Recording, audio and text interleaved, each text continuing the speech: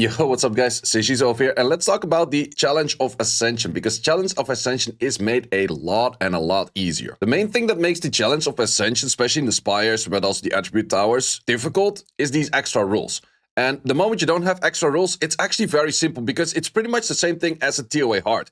But now you pretty much do TOA hard until stage 70, TOA hard until stage 20 for those. So that definitely does make it a lot easier. And might you say, it's like, say, but that takes so much time to actually get all of that, and the rewards are not good. Like, am I gonna do a whole stage for 50 crystals? Well, if you look at it like that, then yeah, sure, 50 crystals ain't that much. But if we just look at the whole bunch, let's say you do stage 1 to stage 69, which is the easier right now. So you get a whole bunch of crystals, you get a whole bunch of legendaries, you even get re-ups. Let's just count the amount of re-ups. So we get 2 re-ups over there. We get another good LD scroll, also good. Re-ups over there, so that's 4 re-ups already. And where else do we have re-ups? Another re-ups over there. That's 6 re-ups already. That's 2 weeks worth of free-to-play re-ups right there. And then we get another one over there. So we already looking at 8 re-ups for just clearing all of that. And keep in mind, this is as difficult pretty much as TOA hard, because you don't have any requirements. You can just simply push back. You can just simply do anything you do want to do.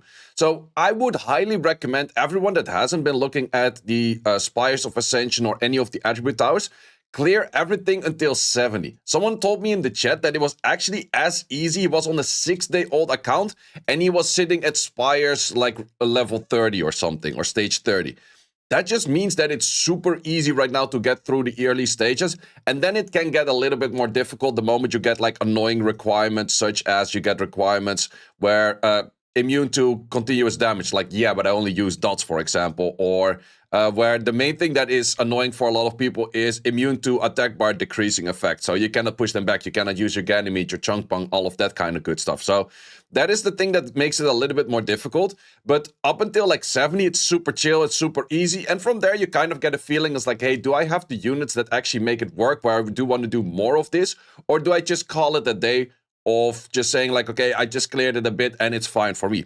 Let me also showcase you some of the units I highly recommend to use. So these are some of the units, and I kind of put them by element. I would definitely say for the normal elementals, you could probably figure out a few extra units that could be pretty good. But let me tell you that this unit is the best TOA unit in-game by a really long shot. The build that you have to go for is the one with unbalanced field. Let me show you which one that is right over here. We have that over here, over here. You can easily just reset it back and forth. It's not that expensive. For the skill-ups, I do highly recommend you have to go for the unbalanced field max. The other 2 skills are not as important. It is nice to have this skill maxed as well, but the unbalanced field is really the important one. And you want to go for the skill tree that's all the way at the top. You could go for a multi-hit on this, but the moment you have an attack bar increase on hit, then the 3 hit on this is really annoying. So I prefer to go for this hit itself. And then the unbalanced field. So what does unbalanced field does? Well, it's a super loaded skill. It has low cooldown. It increases the cooldown of all enemies by 2 turns, increases the speed for 2 turns, and it also decreases your skills by 2 turns and increases your speed by 2 turns. So you have slow, you have speed buff, so you're already gapping like 60% speed on that. You're lowering their turns by 2, and you're increasing your turns by 2. That is absolutely insane. If she moves all the way last of your team, it's absolutely super goated, insanely strong right there. If you want to be looking at a team that can clear a lot of stages, and I've been clearing actually a really insane amount of stage with just this team, especially the moment that there's no pushback. Like the moment that there is no pushback, that is where it gets a little bit more difficult for a lot of people of like, okay, what can I actually use? I'm looking for a stage with no pushback right now. But that is the following team. That is this one over here. So let me lock that in here and also have the right turn order. So we would have, let me just do it where I copy these units, makes things a little bit easier. So we have you all the way moving last. We have Jemire moving in front. We then have the Jean moving.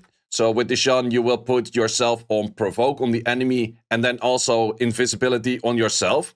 Then with the Shizuka, you can spread the invisibility, but first we're going to do damage with the Amber, and then we're going to do this with the Shizuka.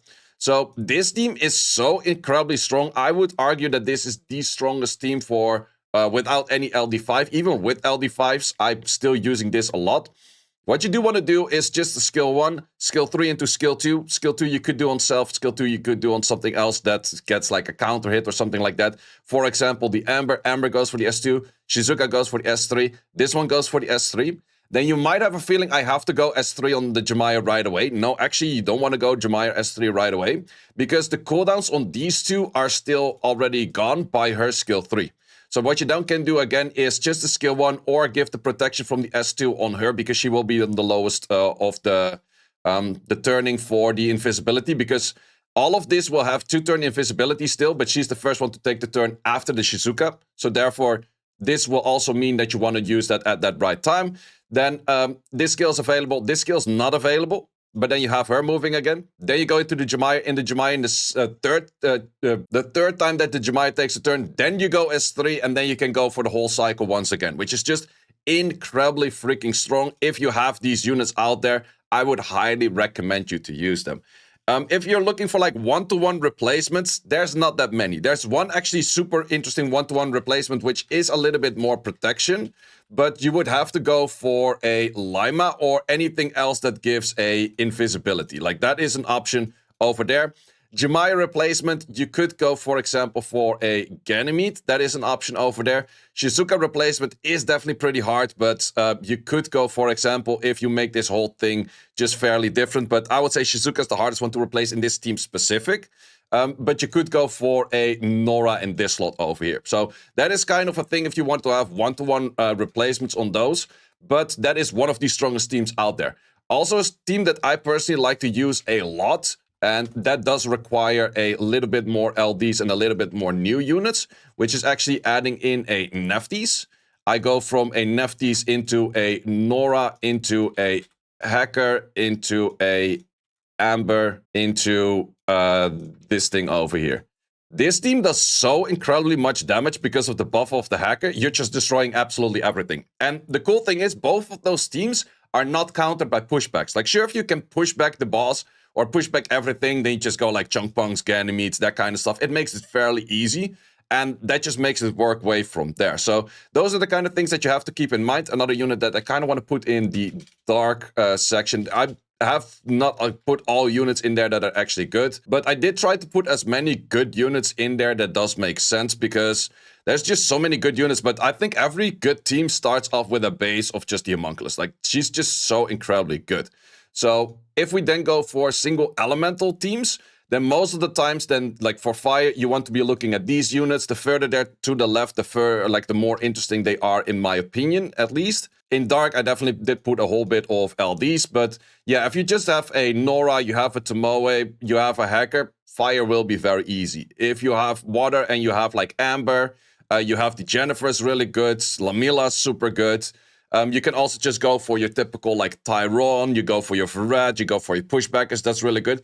But these units are more unique where they're like harder to replace. Like a Tyrone is free to play, that one everyone can pick up. That one is of course really darn strong. And that way there's a bunch of more free to play units out there that are just the simple pushback units. You will probably figure those out. But I kind of put more of the units in there, which I think like maybe you forget about them, because moment you cannot push back anything, what will you do on water? Well, that's where you want to go for provoke. So therefore, the Piranha becomes super interesting.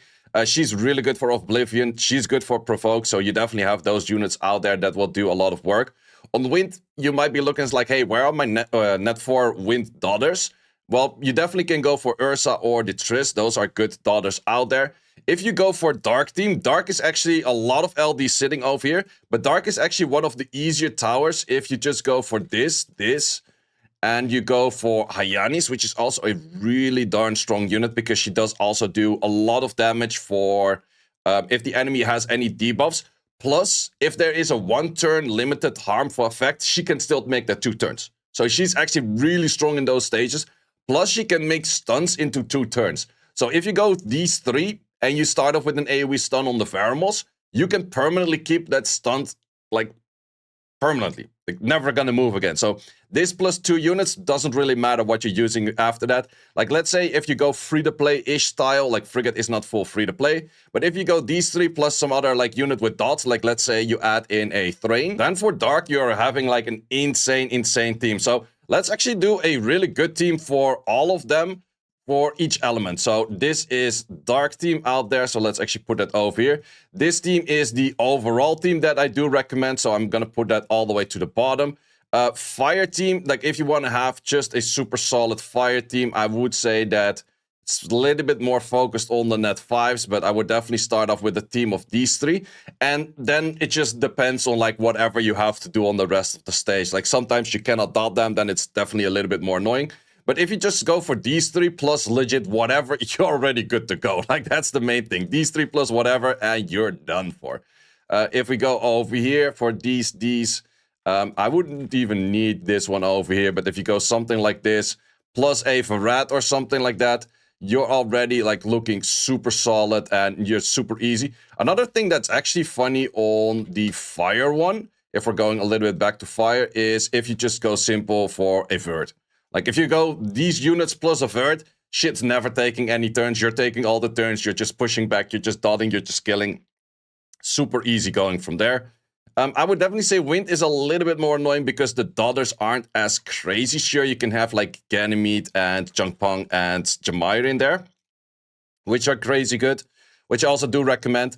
But this plus like a dotter and then plus like some protection or anything like that. That's what I would kind of recommend on that. Then light is also not that difficult because you have the Jean de Paul. Also, the new Jin is actually really strong. We have Emily, which was HOH, which has great hits and pushbacks as well. Same for her. She also has great stuff. And another really strong unit is actually the Arya, which is also, she has like AoE slow, AoE glance, AoE sleep. It's just super loaded. You can add in Lawrence where fit, you can add in Dovers where fit, like all of that kind of good stuff. If you do have the LDs that are very good, Maximilian is absolutely goated. Really, really strong one out there. If you need AoE provokes, then Devaraja or Maya are really good. Maya's actually really good at this. Sienna is one of the best pushbackers on Dark. Dark Gojo, of course, is crazy good. Same for Isis if we're talking about Light. Daniel is an absolute cheat code. Same for the Light Monkey. Light Monkey is really good because it's one of the very few like proper pushbacks on Light. But Daniel actually does do more because Daniel does do an insane amount of damage the moment that he's actually pushing back Light itself. So these are kind of the teams that I would recommend people to use or just to be aiming for. Sure, not everyone is going to have every unit out there, but it's going to be fairly interesting and easy to just clear at least until like the 19th stage. Because if we just looked at the rewards for the individual state or like for the spires, but if we're looking at this, you get a bunch of energy, you get a bunch of re-ups again. Does that recur every 15? Yeah, so just from, I should actually make a list of how many rewards you get from doing everything because I think that's actually insane. Let me actually quickly do that. Okay, so I pretty much listed down everything that you do get if you clear to certain stages. And if you look at it like this, it's actually a lot. Like if you just look at the individual thing, it might look like, you're not getting that much and blah, blah, blah. But if you look at it like this, it's actually like, yo, you're getting a lot of shit. So let's say we just clear all of the elementals until 20, which does mean the one over here. Oh, wait, no, the one over here. So that's all of the Devilmons. So what would give that if we just clear all of the elementals until 20? That will give us 5 Devilmons for every element in here and 5 Devilmons for every element in here. If you're free to play, you just clearing all of your spires until 20 means that you get 10 Devilmons. You get a full unit Devilmon by just clearing all of that shit. But while also doing that, you're also gonna get in total, wait, how much is that? 100 dimensional energy over there, another 100 dimensional energy over there. So you get 200 dimensional energy over there. Also for just normal energy, we're looking at like 3,000 extra energy. We're looking at just a bunch of scrolls, bunch of re-ups, all of that kind of good stuff. But in the end, it's also like 20 re-ups in total. Or is it 20? No, it's 10 No, that is actually 20 re-ups in total. So it does really add up to just clear to all the way over there. So in the case of Spires, we have like a repeat every 20. So that does mean every 20 you get one LS, one LD. So you do get, and also a Devilmon. So let's say we clear all of this up until 70, and 70 is the easy part as well. So we will do that 3 times. You get 3 LD scrolls, you get another 3 Devilmons, you get another 3 of like everything. So that is the thing that I do really recommend people to say for us, like, yo, the rewards are actually not that bad. The rewards are just bad if you look at the individual stage, because it's like, I have 50 crystals. I'm like, oh, why am I going to do that? But if you add everything together, sure, it will take you a bit of time. Sure, it will take you a bit of effort. But in the end, definitely you're not going to be autoing all of this stuff. You definitely will have to manual a lot of it. But maybe in the lower stage, you can still auto a bit. But definitely somewhere towards the higher stage, you have to play that manual. But the rewards are pretty good. So for that reason, I do recommend you to go into Spires. Just clear comfortably. Maybe do this like while walking outside. Be mindful of your surrounding, or do it on the treadmill, and do it like anything when you're kind of doing some cardio outside or cardio in the gym or that kind of stuff, when you can still hold your phone and rather than you watching friends, you actually clear like 2 stages of your trial of Ascension and you actually get your way through it with there. So once again, do really recommend to do those because they're not as difficult as it might seem. They're definitely not as tedious anymore as it was before. And the rewards in the end, it does actually quite add up, especially if you're free to play. If you're free to play, you want to get as many free to play rewards as possible. You get a lot of good stuff, like just straight up 10 Devilmons. Like these events give us like, oh, 1 Devilmon is nice. Now this straight up is like a full unit Devilmon if you do this stuff. Sure, it's a one-time clear, but it makes it a lot easier. And we don't have the reset of the Hell yet. But Hell's going to be a lot easier, I think, as well, because for Hell, if we go back to this thing over here, which was talking about Hell, you have a bunch of beneficial things. You have a lot of goals that you actually have to focus for, because if you just clear everything without the goals, you only end up with 1,000 points, and with 1,000 points, you can only buy one thing. Or, well, you can, yeah, technically, you can actually buy all 3 of those, or just this one by itself, if you just go for clearing every stage without any requirements. But I think it's relatively easy to start off with like the silence, block beneficial effects, clear within 300 turns, and immune to cooldown increasing effects, kind of depending on like what it's there for. Maybe even the damage dealt if you do want to do not too many stages. That is also an option out there. But I would definitely say the first 3 don't look that difficult. You start just with the variables on the first one. This one you just go for your pushback. This one you just make sure you just clear it fast enough with like an amber or whatever you do the damage with.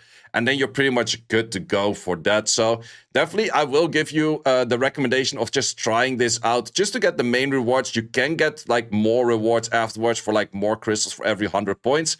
Is an option. The one that I definitely recommend not to be ticking on is the speed increased, the attack speed increased by 50%. That's one of those. Maybe they made it super easy in the early stages where this is still something doable. If you see that the enemy HP or attack bar is near to nothing, then you could get away with it. But giving 50 extra speed to the enemy, that's where it gets kind of annoying. But we shall see how hard or not hard that is towards the end. Well, guys, this is just my recommendation of you guys doing Spires.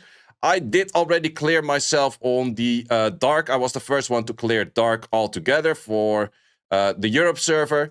I'm probably going next on this one. Soguk is super far up already, looking at 134. He will definitely be the first one to clear because I won't be doing it for the next few days. But I am mainly doing this on stream, which is also kind of fun stream and chill stream content for me. So if you do want to catch me on stream, links are in the description down below. Also, a thing that you might be looking at some point at the 100 stages, or well, every multiplier of 20 stage. So we have like the 120. You have this special boss. I do have a video on this special boss. If you just work with the mechanics of the boss, it's super simple. If you don't, you're probably gonna die on the higher stage. So I will link the Asmodeus guide down below as well. And literally when I was on this boss yesterday, I was like, wait, I gotta look up my own guide because I have no clue what this thing did do anymore.